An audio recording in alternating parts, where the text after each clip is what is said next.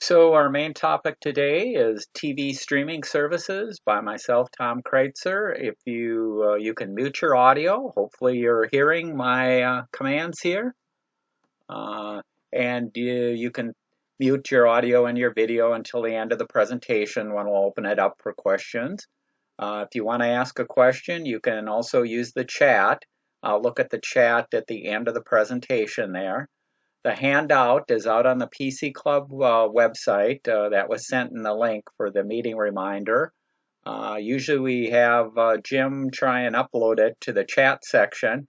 And when I went to the chat section, because I'm a guest and I'm going in through a browser, I don't have the capability of uploading the file. So you'll have to get it from the PC Club website, or if somebody is savvy enough, if they've downloaded it, they can upload it if they're an active 3M employee. The agenda, we'll cover a few quick club status things, and then we'll get to the main topic. Future meeting, there is a MacSig this Friday, October 21st from 11:30. So if you do have a Macintosh or iPhone or an iPad, it's a nice informal group. They usually have a pretty informal schedule of our agenda there. So you're welcome to join. You can contact Mike Griffin or give me a email or that, and I'll let Mike know. We do have monthly question and answer sessions that we've been doing online since the pandemic, and that's next one's coming up November 1st. Welcome to join that. If we run out of questions, we just talk about some current topics there. And then our next presentation next month, November 16th, will be on tech equipment buying. This is usually our pizza meeting at 3M, but so far we haven't been able to get back into 3M because of the COVID and some of the other meeting restrictions. We do have some people looking into it to see if we can get back in. Oh, I heard somebody there. So for the time being, it will be held on a virtual meeting like this. We'll talk about popular holiday gift ideas and some of the popular products now. We'll also talk about where you can buy these, how to check prices, and a few other tips there. The officers of the club, Jim is our president, Linda is our vice president, Paul is our membership secretary, Paula is our treasurer, Chuck is our recording secretary, Mike leads the MacSig, Andrew is our communication coordinator, my name is Tom, I'm the director at large, and then we have various volunteers. This is from the last picnic in 2019 that we got together, a nice group of people. Members, old and new, when your membership expires, you'll get a note from Paul Ebert, and he'll send it out. It's sent out on the month that your membership expires, and everybody's got a different month depending on when you joined. But also a reminder, if you're changing your email, whether you're leaving 3M or changing internet providers, or you just set up another one, make sure and let us know what your new email is, because that's the way we send out the notices and keep in touch with people. Suggestions for topics, you can email your ideas for topics to myself or any of the board members, or talk to them. We're always looking for volunteers to present on hardware or software that they may be using at work or at home. Or if you'd prefer to write a short article, we have a monthly newsletter, and the short can be in one sentence, a couple of sentences, up to multiple pages with graphics. So we're looking for anything that you'd like to contribute and share with the club. Website, we do have a website. We post the meetings and the slides and the handouts out there. So if you want the handout to today's meeting, you can go out there. You can also look at past ones and recordings. We usually try and record the meeting. So if you missed a meeting or you just want to refresh yourself with one that was held, you can go back and look at that. We do have a deal section and some codes out there for getting deals. And then we have our monthly newsletter out there. This is a link to the site. You also get it with the emails that we send out to the members. I mentioned here we did get together actually back on August 25th at the Pizza Ranch, and that was a nice get together with people. If you did happen to take any photos, we'd appreciate it if you could share them with us, and then I'll post them out on our club website. So send them to me and I'll post it to the club. Okay, let's get to our main topic today, which is TV streaming services by myself, Tom Kreuzer. With the increase in choices, 85% of households are using at least one TV streaming service. So I found that very interesting. Certainly that number has gone up over the years. So you may not have necessarily cut the cord from your cable provider, whether it's Xfinity or Comcast or Dish Network or DirecTV. There's a variety of the old streaming services, and the majority of people have cut the cord from these big streaming services and gone totally to streaming services, from cable services and gone to streaming services. But even the people that have cable TV are also streaming, because if you want things like Netflix, frequently that's people will subscribe to those separately from their cable TV. Most households require multiple services to get the content that they need. And we'll talk about how you can determine what you need or what may be the best fit there. Streaming can be very bewildering with all the choices that we have today. So I'm going to list some of the most popular today. There's literally hundreds, if not thousands, of other options out there too. No one solution is right for everybody. So you do need to compare your needs with what is available to find the best fit. So if you talk to a friend or a relative or something and they say, oh, I like this and I have this, unless your viewing habits and the content that you like to view is exactly the same, chances are you'd have a different mix of streaming services that you'd use. No, I came in before her. Okay, could somebody mute there? I'm sorry, we had a little deal there, but if you can mute yourself until the end when the questions come up, that'd be nice there. Thank you. Personally, I cut the cord from Xfinity back in February of 2017. And at that time, I got a service, and I was paying a streaming service. I was paying $35 a month, which included 70 plus channels of all the popular channels and HBO. So that was really a bargain compared to, I think at that time, I was maybe paying about $120 for the same services from Xfinity. Since that time, though, streaming services have gone up, so they're not as cheap as they were years ago. And my bill today for roughly the same content is about $90 a month for that. But it is possible, and in most cases, you can save money by cutting the cord from cable TV or dish TV and switching to streaming services. Streaming can be cheaper than cable, but costs have gone up, like I mentioned. So what are the requirements to stream, to watch streaming services or that? Well, the first thing you can see on the left here is you need an internet connection. That internet connection usually goes through a cable modem and then to a Wi-Fi or wireless modem here. In some cases, these two devices are combined together, and then the signal is then available for all your other devices, whether it's phones, whether it's games, DVDs.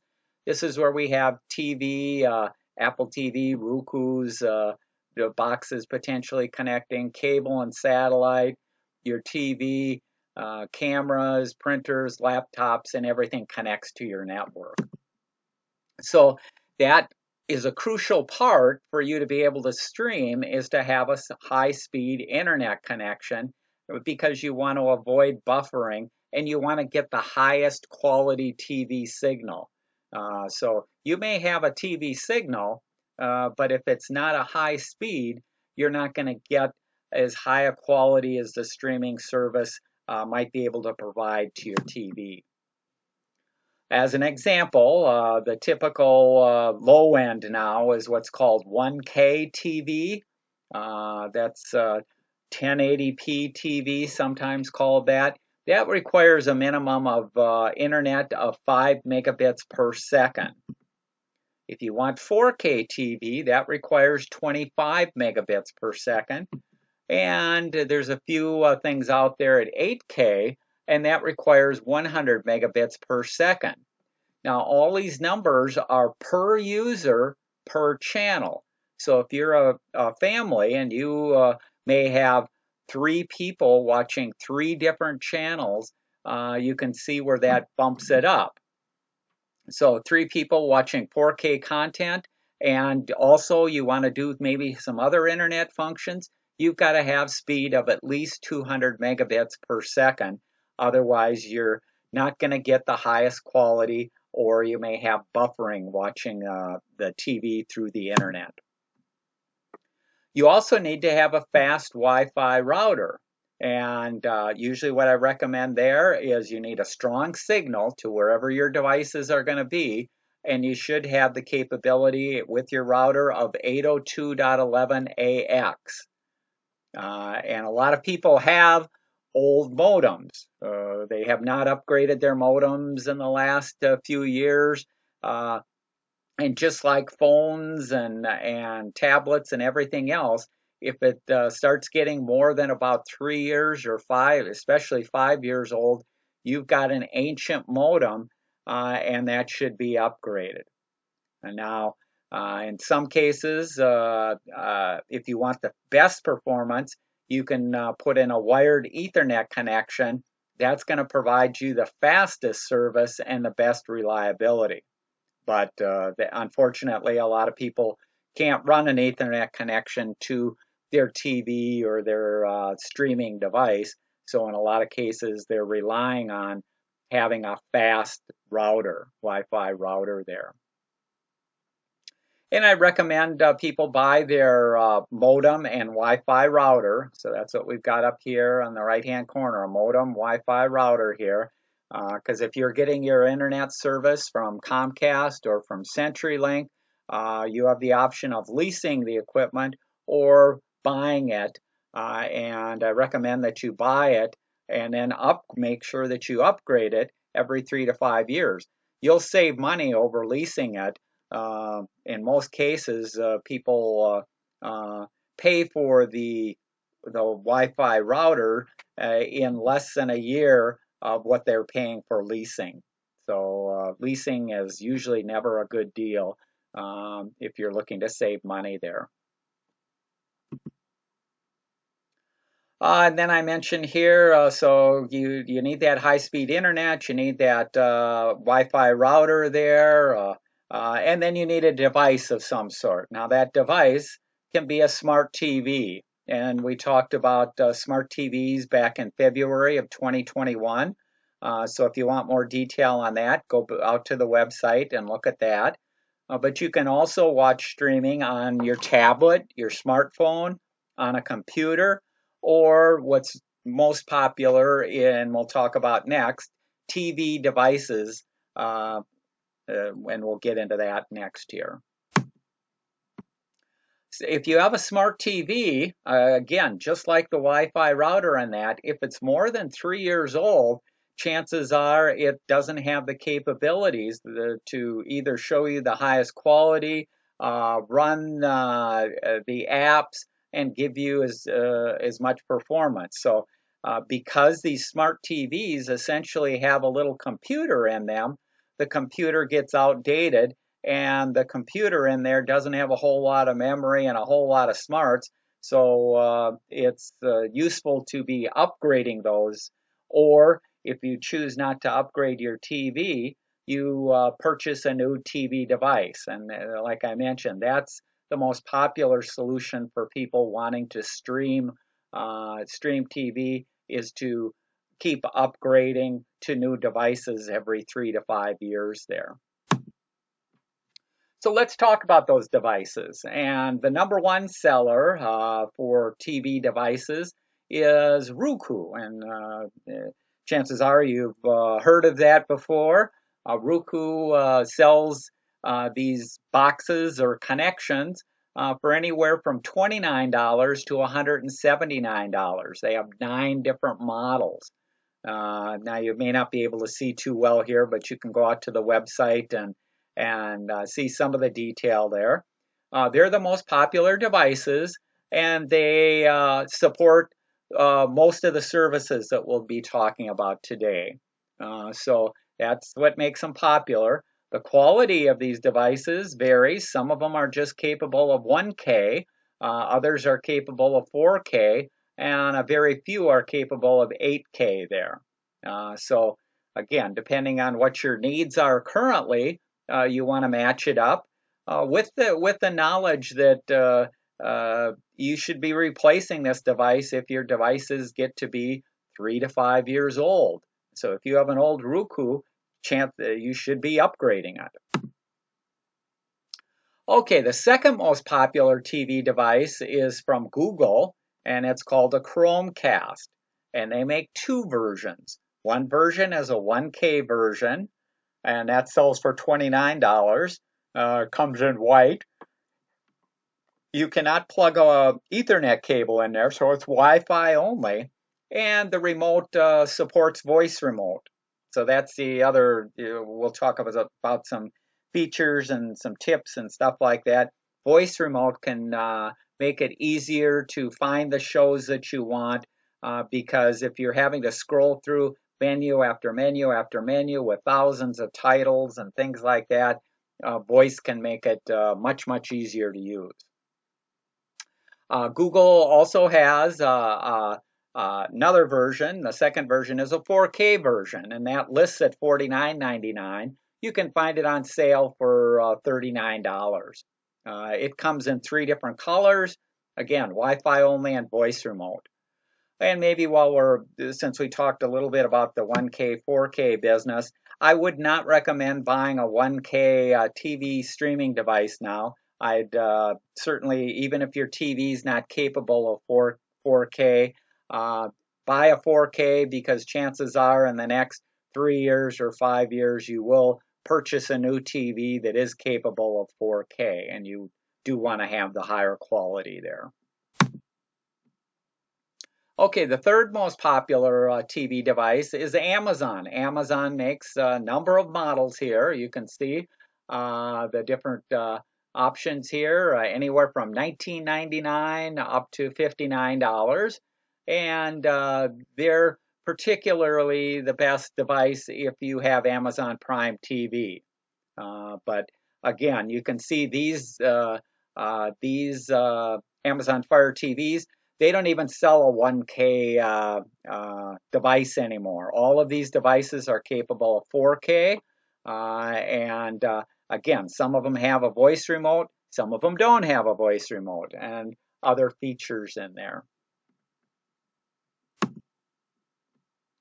The fourth most popular option is the Apple TV device. And don't get this confused with Apple TV Plus.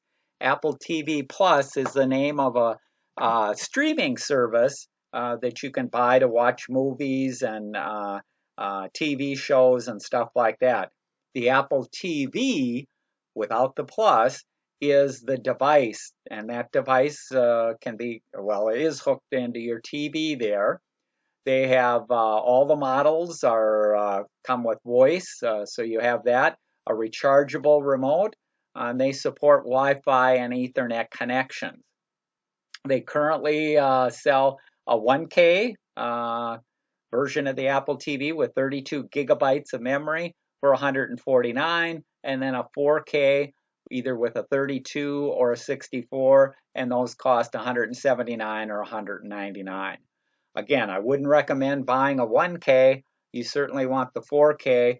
The more memory, the better, because these are essentially computers, and you want to have the most storage and the fastest speed that you can get. And this is especially a nice device if you have iPhones or iPads. It's easier to connect those or to have your screens automatically shown on this device and on your TV. The only drawback to the Apple TV, as you can see, compared to some of the other options, for a $29 Roku, you're paying $170 more for this. So it better be better, but they're a very good product, but they are pricey. A fifth option for a TV streaming device, this is a relatively new player in the market, is NVIDIA Shield TV. They have two models. They go for $149 and $199. They both do 4K, have a voice remote. They're Wi-Fi and Ethernet enabled. These devices are very popular with gamers and geeks. And the gamers, if you're not familiar, in addition to streaming TVs, because these devices let you load apps on there, you can be loading games. And so if you're a gamer, the other devices aren't as tuned to be as responsive, and that is what this device is. So if gaming is very important to you, this would be your best option for a TV device there. And I mentioned here, just like with the Apple, it can get pricey compared to a Roku or a Chromecast or an Amazon Fire. There are many other devices, but I recommend buying one of the top 5 that we just talked about. And before you buy a device, you really should figure out what services you want, because not all services will work on all devices. So you don't want to find out the hard way that, gee, you just bought this new TV device and it does not support the app that I want to run on it. So let's talk about some of these service options. Most users subscribe to 2 to 4 services to get what they need. So usually one service, one price per month, that usually doesn't work for most people there. 22% of the households have 9 or more subscriptions. Now, some of these subscriptions they may have subscribed to years ago, but have yet to go out there or don't currently go out there and have just not canceled the service. So maybe they subscribe to HBO, and they subscribe to Cinemax, and they subscribe to Amazon, and they subscribed to Netflix, and you'll see all these hundreds of services, and they've just forgotten that they have not canceled it, even though they're not watching it. But this was a surprising number for me, that almost a quarter of the people have 9 or more subscriptions. Personally, myself, I've got 2, so I'm not in the 22% there. New services are constantly being created, and old ones are changed in what content they provide. That's why it makes it difficult there, or hard to stay on top of what service do you need.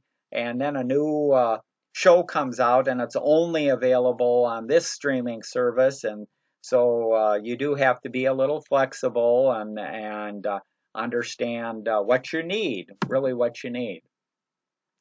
To find the services that you need, I recommend that you take an inventory of the must-have shows or channels that you want to watch. That's important, because every streaming service is different in what they offer and if you don't know what you like to watch, I guarantee you're not gonna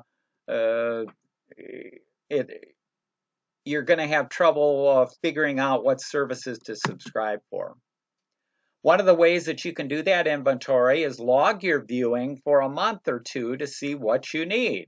So if you like watching the Discovery Channel, or you like watching live football, what stations do you need? Do you like college? Do you need the Big Ten network? Do you need this? Do you need ESPN? Do you need ESPN Plus? Do you need uh, you like watching uh, uh, soccer over in England? Do you need Paramount? What do you need to watch and see the things that you want to do? Some of the other considerations that a person needs to look into is, do you need to watch live TV? And so the example of live TV would be, there's a new show, whether it's on CBS, NBC, ABC, Discovery, whatever. These shows, the first show will usually come out on a particular day at a particular time. If you want to watch it live, then you're going to need live TV. The other way to watch it is on demand. And the on demand, you go out there at some later time than when it was first released, and you can pull up the show and watch it at your convenience, pausing it. Maybe you pick it up the next night, or maybe they make available the entire season and you watch the entire season literally in a day or two there. The third way to watch TV is with a digital video recorder, and they're called DVRs, where you're recording something from live TV and then watching it at a later time. That later time may be an hour later, a day later, a month later, however there. And the DVRs usually give you the capability of fast forwarding through things like commercials, or if personally myself, sometimes I'll record the Vikings game and then watch it back later that evening. And 3.5 hour Viking game, when I'm watching it and fast forwarding it, I can watch that whole game in probably about 40 minutes. So it's a case of, again, depending on how you watch, that's where the streaming service, you want to take those into consideration. Another consideration is the number of concurrent TV streaming that you need at the same time. So if you have a family and you want 3 TVs to be watching 3 different streaming at the same time, again, that the system would have to support that, or you'd have to buy in at that level. And then content quality. So some of the services charge more for higher quality, the 4K or the 8K. So if that's important to you, you want to be aware of that. And I mentioned earlier, you start out usually at 1K. That's the most common content, sometimes called HD TV or high definition or 1080p. It goes by all these different names, but that usually has 7.1 Dolby surround sound capability. Next level up is the 4K. Again, there's not as much content out there, but there is some some special movies, some special TV shows, some live sporting events are shot in 4K. There are multiple standards for 4K, so you have to be a little bit careful there. Most TVs that you buy, if you bought a new TV today, most of them support some form of 4K. But if you're trying to match up the best performance, your TV device should match up with your streaming service, which should match up with your TV itself to give you the best performance. Excuse me, the next level up is 8K. There's limited content out there with that, even less than 4K, but there is some. It was introduced in 2018, and it's usually only available on high-end TV and high-end streaming devices. So most people don't have 8K capability.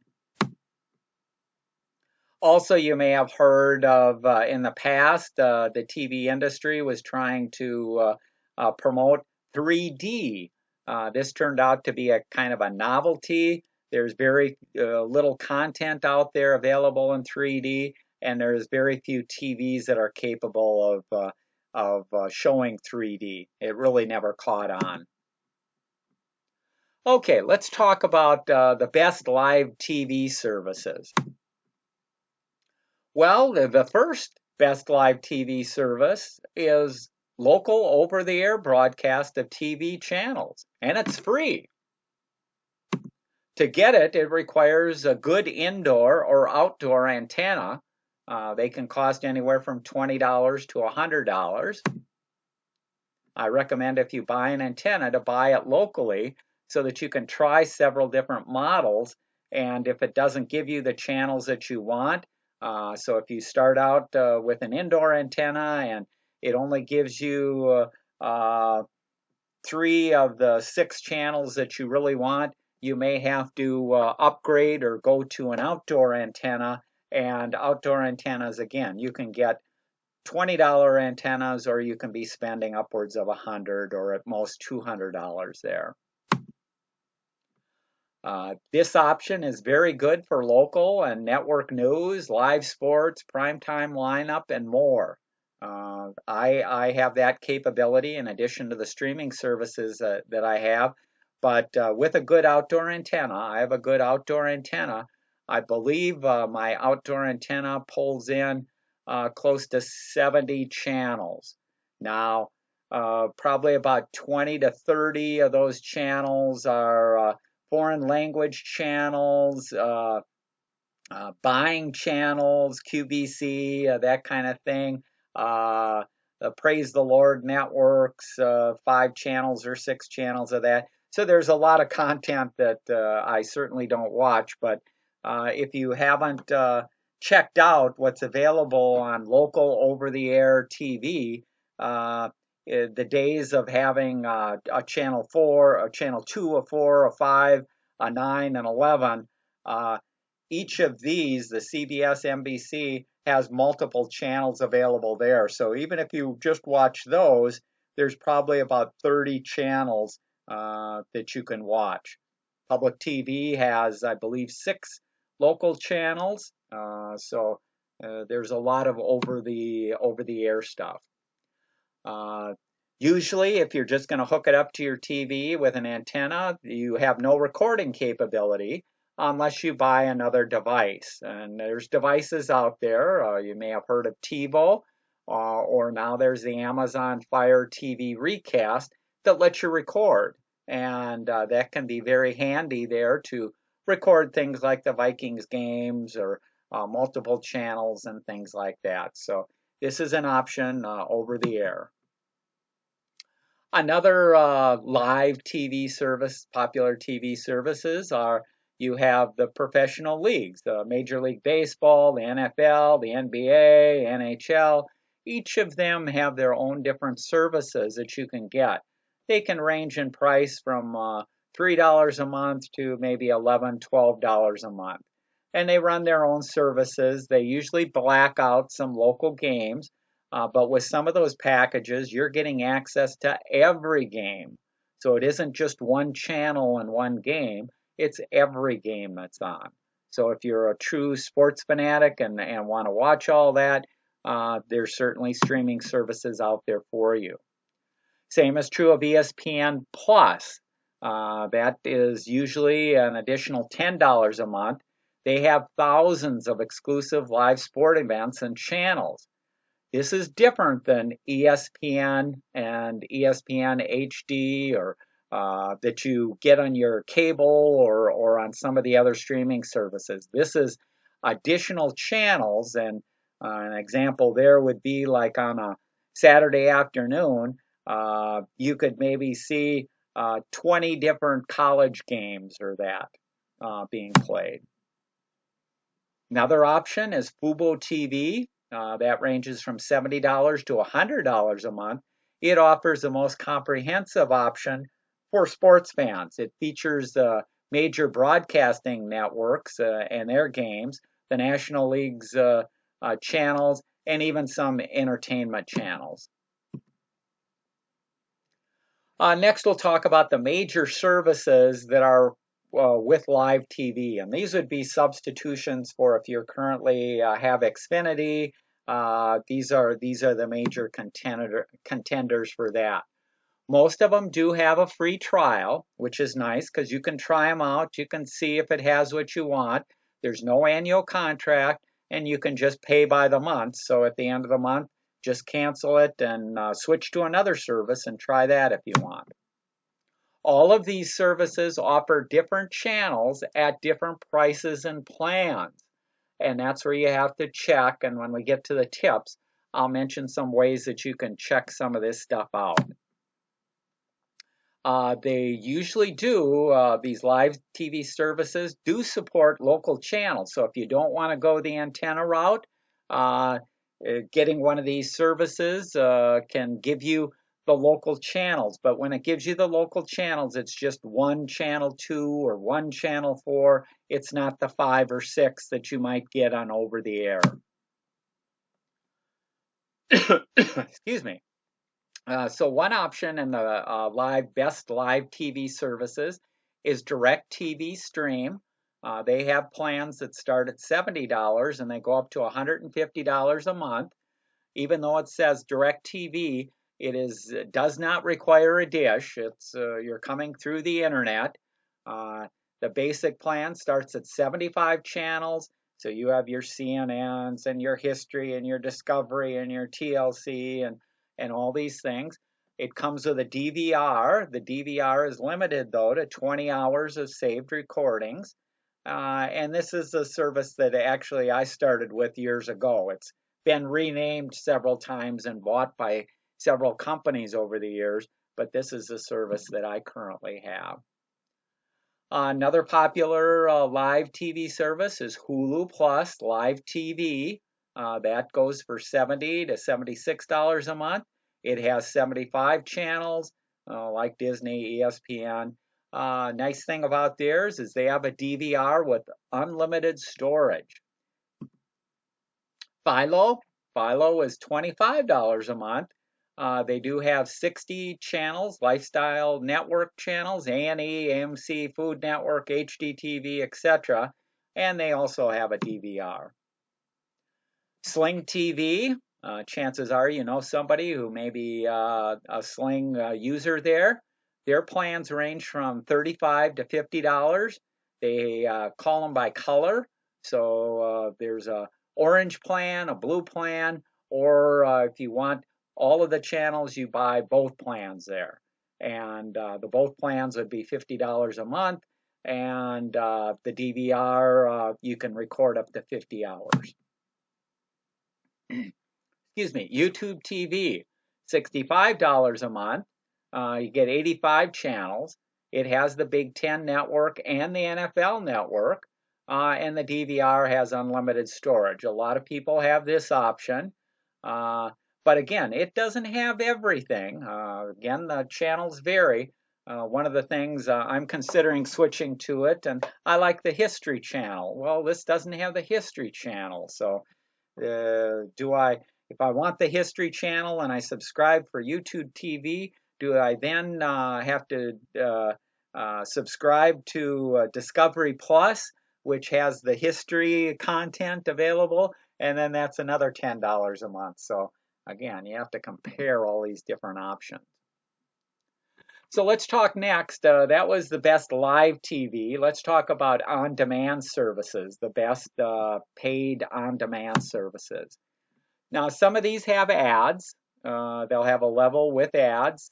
Some of them have no ads, and some limit whether you can fast forward or not.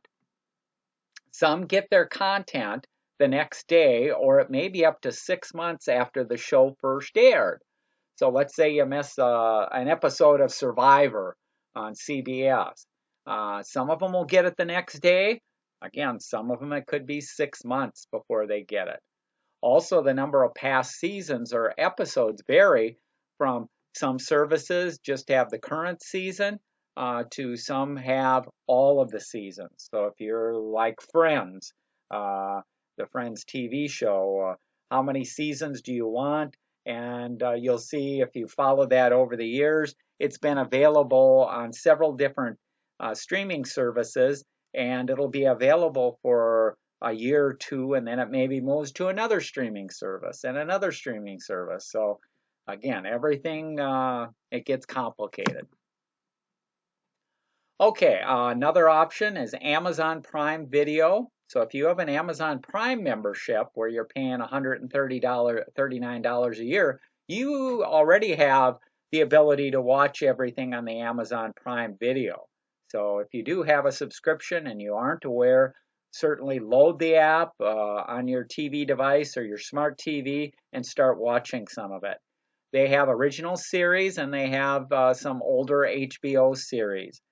No current episodes of programs from other channels. So they don't have like CBS or NBC sitcoms or shows or that. And they do lag before getting some of the blockbuster movies. If you're familiar, just this year, they made a deal with the NFL. If you want to watch NFL games on Thursday night, the only place you can get them is to have an Amazon Prime membership, and then you can watch the games there. Unless your team is playing, so like if the Vikings are playing, then it's also on like a Channel 5 or a Channel 4 or another there. But if you want to watch the other games, you do have to have the Amazon Prime. With Amazon Prime, you also get music streaming, free 2-day shipping on Amazon orders, unlimited photo storage. So there's other benefits for that 139. So it can be a worthwhile subscription there. Okay, another option for on demand is Apple TV Plus. Again, don't confuse this with the Apple TV device. This is a service, $5 a month. There is some free stuff that you can get if you're an AT&T phone plan. You can get some of the service for free there. So there are some ways to get it. They have new original programming, so that's an option. BET Plus, $10 a month, collection of dramas, movies, sitcoms featuring Black culture. Discover Plus, I mentioned if you buy a streaming service and it doesn't have what you want, you may want to subscribe to Discovery Plus. It's $5 with ads and $7 without ads per month.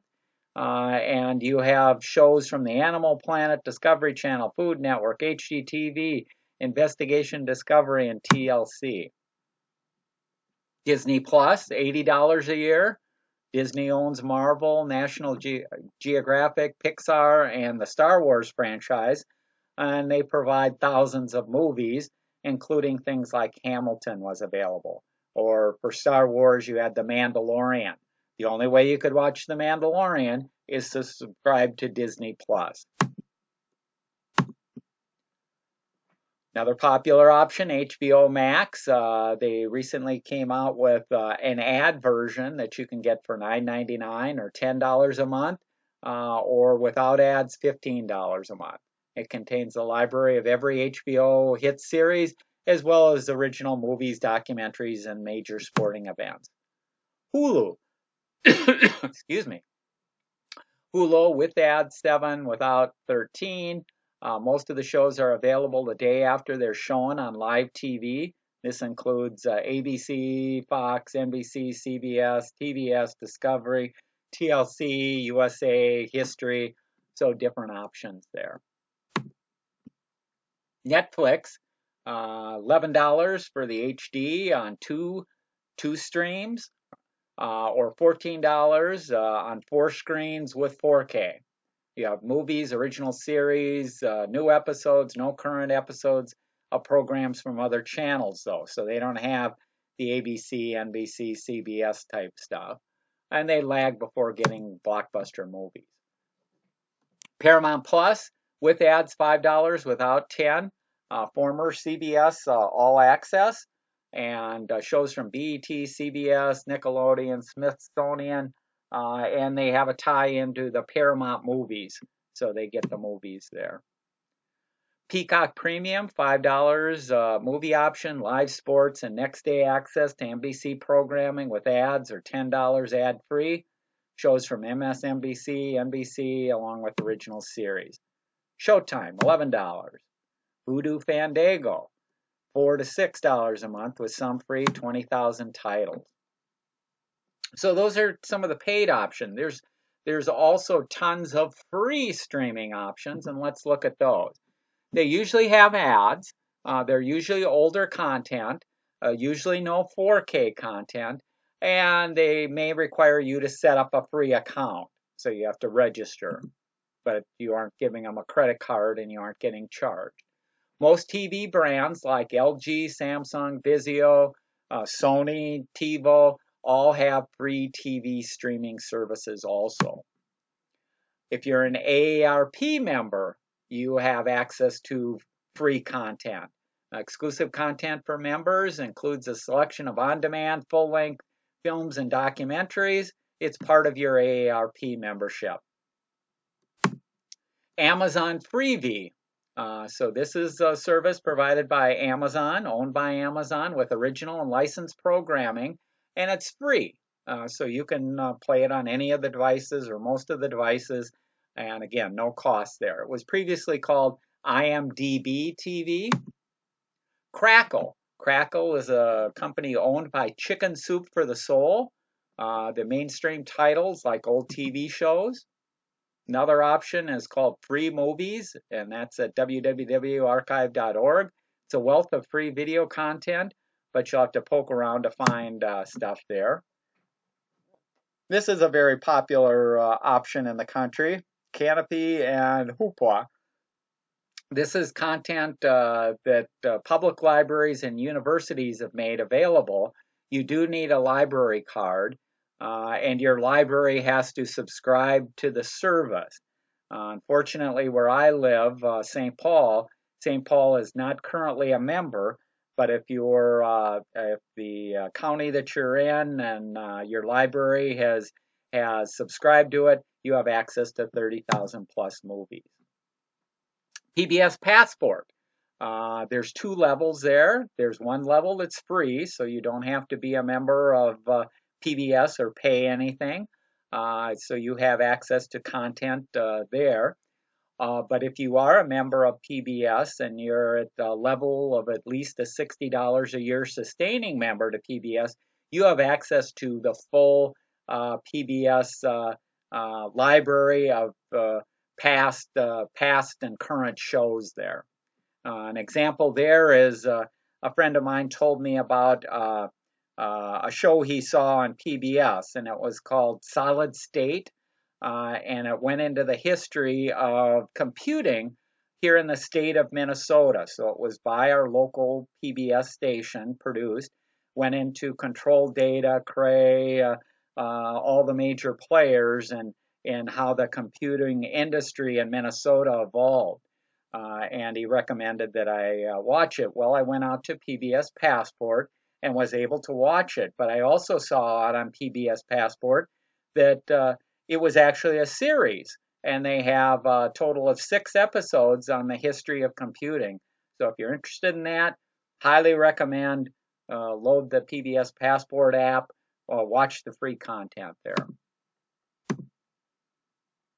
Some more, Peacock. Peacock is owned by Comcast, which owns NBC Universal, and they have 10,000 plus titles and live channels. And again, you don't have to be a Comcast or an Xfinity subscriber to watch this. Pluto, owned by Paramount, which owns CBS, 250 channels. So they have a wide variety of channels and a ton of on-demand content, all for free. Redbox, owned by Chicken Soup for the Soul, the old place that you'd rent your DVDs from. But now they have a streaming service, free streaming service, top-rated, independent, and award-winning documentaries. Roku channel. So we talked about Roku being the #1 TV box, but they also have a channel, and it's owned by Roku. There's 250 different channels and on-demand content. And it's not just for Roku devices, so you can load it on most of the devices. Tubi, owned by Fox, live channels, 40,000 titles, TV Land, episodes of classic TV shows, Gunsmoke, Andy Griffin. VIX, owned by Univision, Spanish language. Zumo, owned by Comcast, 190 channels, 10,000 titles. You don't have to have the Comcast or Xfinity service. Tips. These are a few tips. Determine your must-have channels and services, and one of the ways to do that is to go out to a website. So this is a website called My Bundle TV. Let's see if we can go out here quick. When you get to the website, it'll ask you a whole series of questions. Who is this for? What's your zip code for the local channels if you want those? Do you like to record? Yes, they'll say we like to record.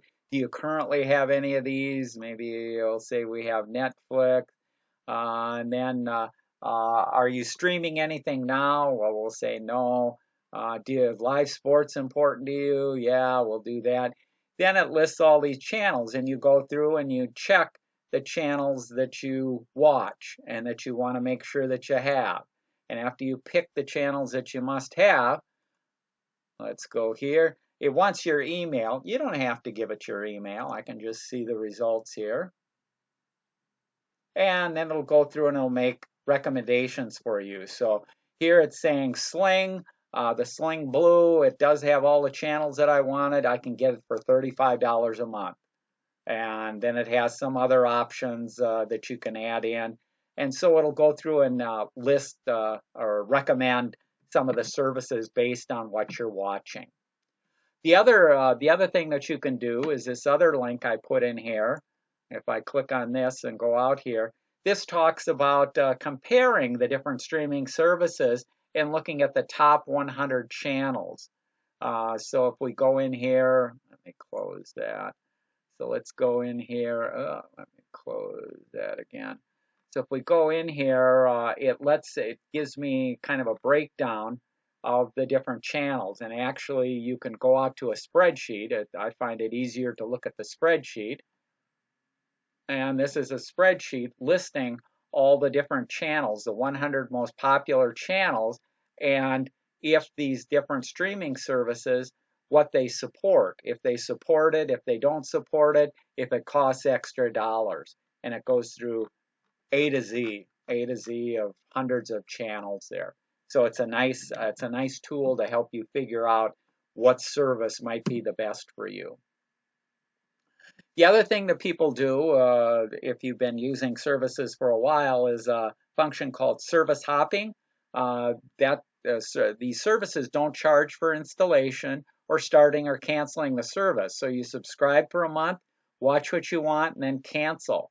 And then you can resubscribe later when a new show is available. And currently, 36% of the households are doing this. So if there's something on HBO Max, you like The Dragon. Subscribe for 1 month, watch all of the shows and the House of Dragon, and then cancel your subscription. So you don't have to have 12 months of paying for House of Dragon if that's the only thing that you want to watch. I recommend here once a year, check your credit card and bank statements to identify services to cancel. So if you may have forgotten to cancel services or you started out watching a particular show and just never canceled, make sure you go out there and take a look.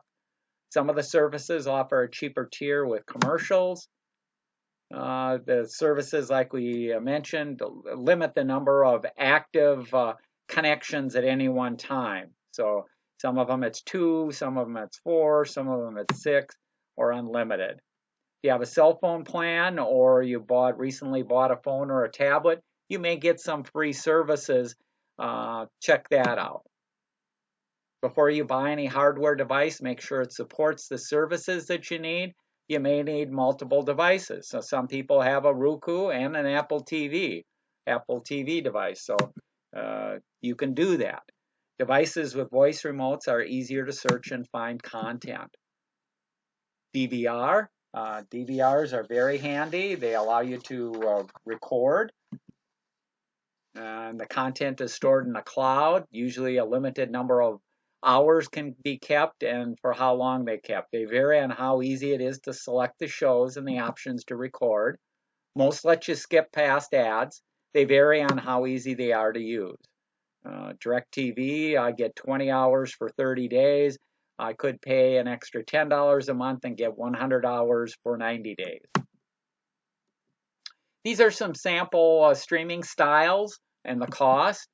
The bare bones, you don't have to pay anything.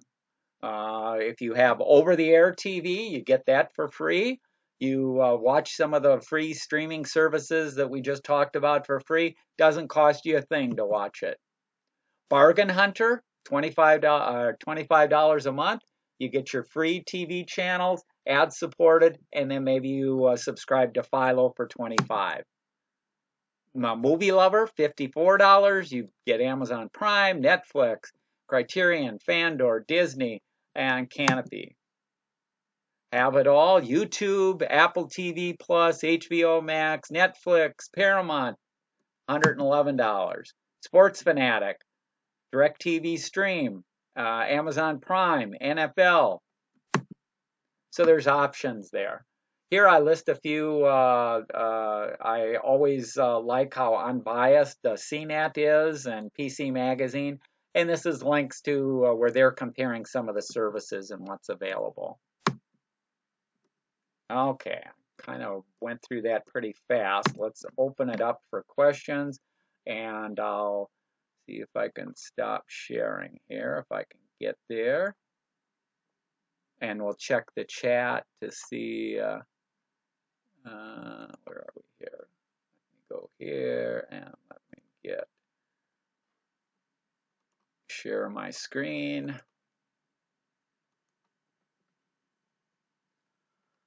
Okay, I went pretty fast through it. Let's see in the chat, amazing presentation. The streaming world can be overwhelming at times. Yeah, there's lots of options out there, and it is changing literally every day. So it is a case of be aware. And the nice thing about it is you can start and stop any of these services at any time.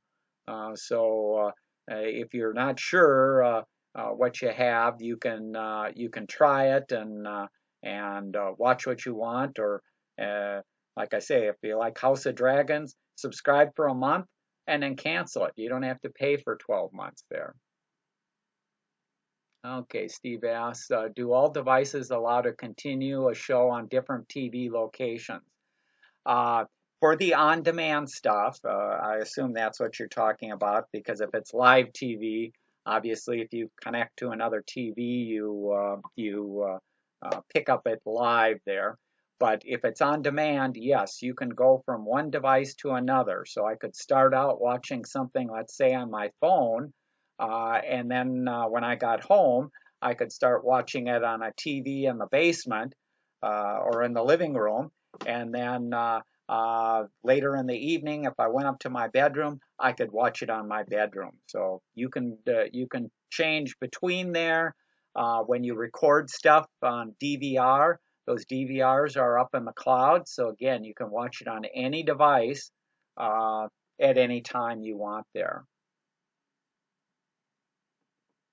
Where to go online to cancel or change streaming services? Well, each of them is their own service by usually their own company. So to cancel or to subscribe for a service, you're usually going to a website and subscribing to the service. And if it's a paid service, you're going to give them a credit card or that. If you want to cancel after 30 days, and again, the 30, when I say subscribe for a month, you're not subscribing for the month of October or November, you're subscribing for 30 days. And so if you want to watch, let's say, the House of Dragons, you can start watching today, and you have 30 days to watch everything that you want, and then make sure you cancel before that 31st day. Otherwise, you'll be charged for another 30 days. So you can kind of control it that way. Other questions or comments? Okay, John is saying some places, IG hotels have a service available like Netflix. Don't forget to sign out of your account when you leave. Yeah, otherwise somebody else can get in there. And that would be true of if you were using a public computer or anything like that too. You don't want to leave your log on there. You want to make sure that you're logged out. If you're interested in certain programs, your library may have the DVDs to borrow for free. You'll have to wait until, yeah, you have to wait. Don't, let's see, wait until the season ends, though. We watch Game of Thrones that way. So yeah, certainly you have that. I wouldn't recommend DVDs anymore because of the online content. There is so much out there. Again, if your library is on the network there, that what is it? I forgot the name again for that streaming service. Calliope, what is it? Calliope or Canopy and Hoopla. So those have a lot of current movies, and so and unlike the DVDs, you don't have to wait for somebody to bring it out or to get on a list to check it out. So you have advantages through the services that way. Other questions, comments? Does Amazon subscription service include most streaming service? The Amazon, your Amazon Prime membership only includes the Amazon Prime streaming service. So that's the only streaming service you get. That streaming service contains a number of things. You have on-demand movies and you have access to some shows. It does not have access, let's say, to Survivor. You missed last night's episode of Survivor and you want to watch it. Amazon is not going to do that. But let's say Thursday night you want to watch the NFL Thursday night game. Amazon streaming service has that. And that's the only place you can get the Thursday night football game. So again, each streaming service has its own channels, its own content, and that varies from every service. So Amazon doesn't have everything, Sling doesn't have everything, YouTube TV doesn't have everything. Uh, all of them are different. I'm a golfer. I like the Golf Channel.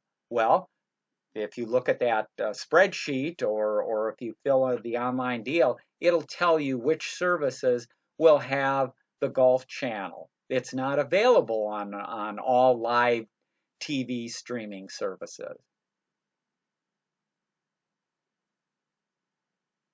Okay, Bonnie says you might find something here. Yeah, if you go out to the Canopy or the Hoopla website, that'll also do a search because it'll ask you to put in your name of your library. It'll search the library and then it'll tell you whether your library has bought a subscription or not. And if they bought a subscription and you have a library card, you put in your library card number and now you have access to that full content there.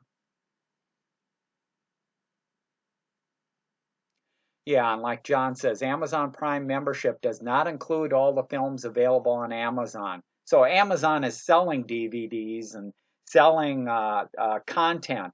That's different than Amazon Prime services, just like the music service in Amazon. There's different levels of music service. For your $139 a year, you get basic service with lower quality music and things like that. If you want the better quality music, you have to pay more for it. So all these streaming services, including Amazon, have different levels and different content that's available.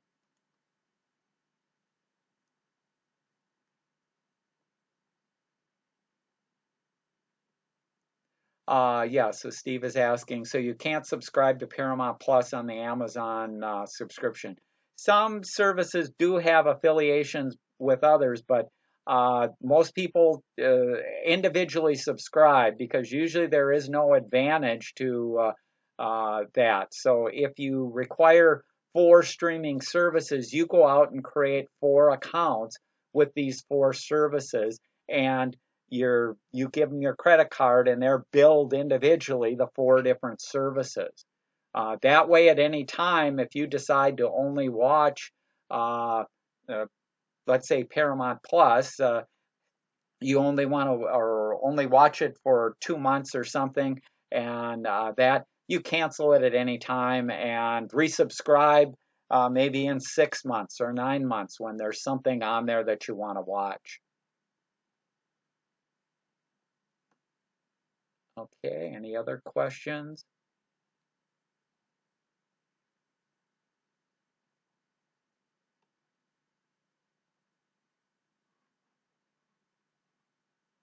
And you're welcome to unmute or show your video if you want.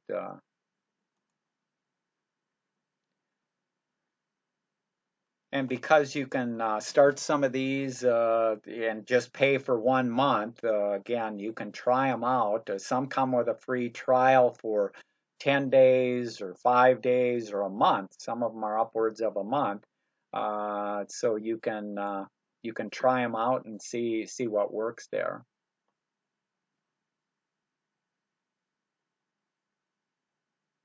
Any other questions there?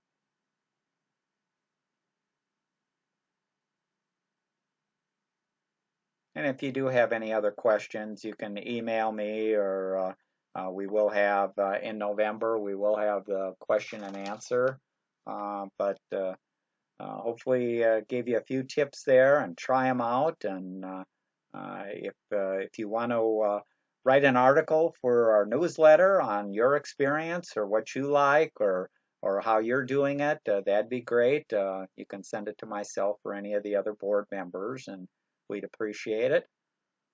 Otherwise, we'll say thanks for joining today, and we'll see you at the next meeting. Thanks, Tom.